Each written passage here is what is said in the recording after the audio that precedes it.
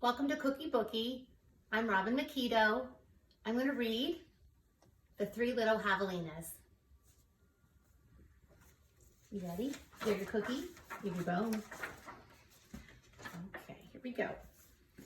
Once upon a time, way out in the desert, there were three little javelinas. Javelinas are wild, hairy, southwestern cousins of pigs. Their heads were hairy, their backs were hairy, and their bony legs all the way down to their little hard hooves were very hairy. Yes, but their snouts were soft and pink. One day, the three little javelinas trotted away to seek their fortunes. In this hot, dry land, the sky was almost always blue. Steep purple mountains looked down on the desert where the cactus forest grew. Soon the little javelinas came to a spot where the path divided and each one went a different way.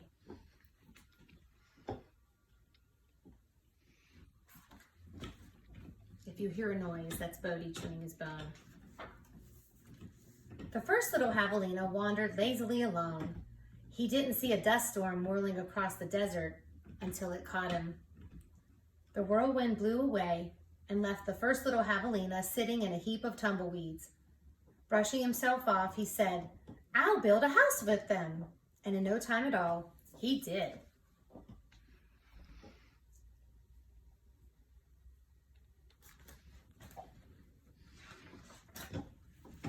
Then along came a coyote. He ran through the desert so quickly and so quietly that he was almost invisible. In fact, this was only one of Coyote's many magical tricks. He laughed when he saw the tumbleweed house and smelled the javelina inside. A tender, juicy piggy, he thought. Coyote was tired of eating mice and rabbits.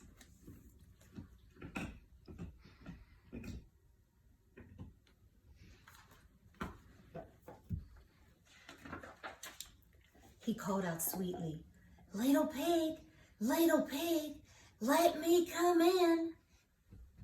"Not by the hair of my chinny chin chin," shouted the first little javelina, who had a lot of hair on his chinny chin chin. "Then I'll huff and I'll puff and I'll blow your house in," said Coyote. And he huffed and he puffed and he blew the little tumbleweed house away. But in all the hullabaloo, the first little javelina escaped and went looking for his brother and sister. Coyote, who was very sneaky, tiptoed along behind.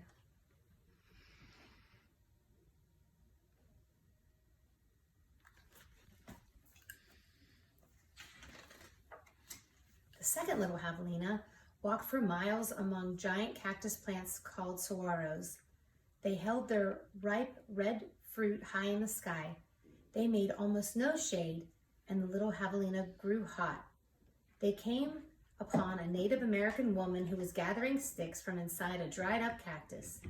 She planned to use those long sticks called saguaro ribs to knock down the sweet cactus fruit. The second little javelina said, "Please, may I have some sticks to build a house?" "Hey, Al," she said, which means yes in the language of the desert people.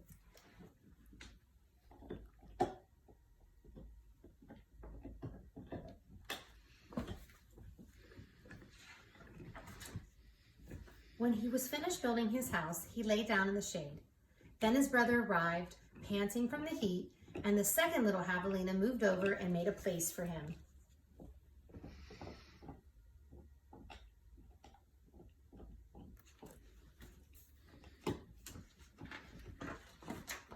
Pretty soon, Coyote found the saguaro rib house. He used his magic to make his voice sound just like another javelina's. Little pig, let me come in," he called. But the little javelinas were suspicious. The second one cried, "No, not by the hair of my chinny chin chin." "Bah," thought Coyote, "I'm not going to eat your hair." Then Coyote smiled, showing all his sharp teeth. "I'll huff and I'll puff and I'll blow your house in." So he huffed and he puffed, and all the saguaro ribs came tumbling down. But the two little javelinas escaped into the desert. Still not discouraged, Coyote followed. Sometimes his magic did fail, but then he usually came up with another trick.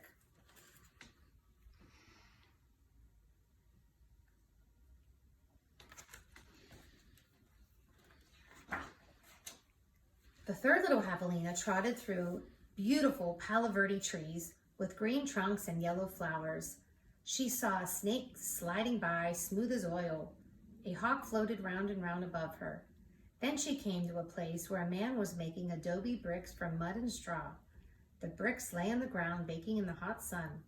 The third little javelina thought for a moment and said, "May I please have a few adobes to build a house?" "Sí," answered the man, which means yes in Spanish, the brickmaker's language.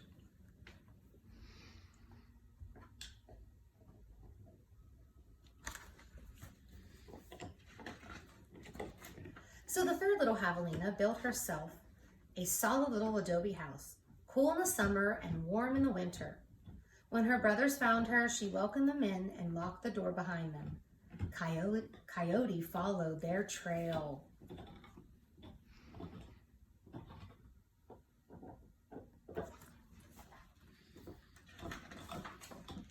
"Little pig, let me come in," he called. The three little javelinas looked out the window. This time, Coyote pretended to be very old and weak, with no teeth and a sore paw. But they weren't fooled. "No, not by the hair, by chinny chin chin," called back the third little javelina. "Then I'll huff and I'll puff and I'll blow your house in," said Coyote. He grinned, thinking of the wild pig dinner to come. "Just try it," shouted the third little javelina. So Coyote huffed and he puffed, but the adobe bricks did not budge. Again, Coyote tried. "I'll huff and I'll puff and I'll blow your house in." The three little javelinas covered their hairy ears, but nothing happened. Their javelinas peeked out the window.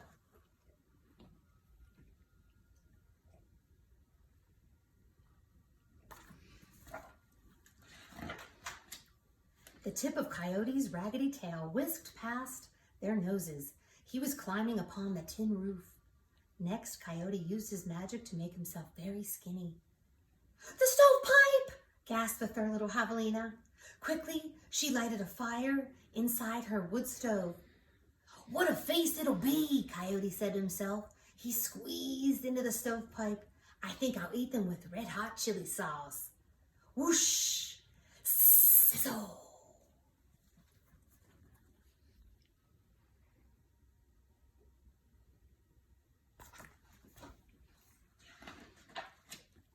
Then the three little javelinas heard an amazing noise. It was not a bark. It was not a cackle. It was not a howl. It was not a scream. It was all those sounds together. Yip, yip, yip, yip, yow!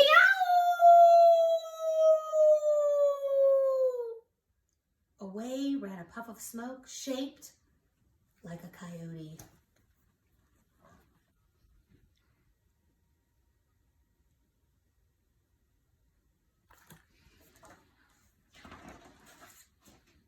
The three little javelinas lived happily ever after in the adobe house.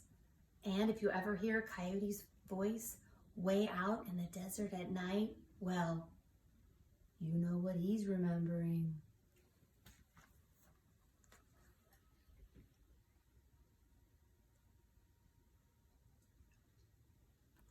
Okay, thank you for joining me. See you next time.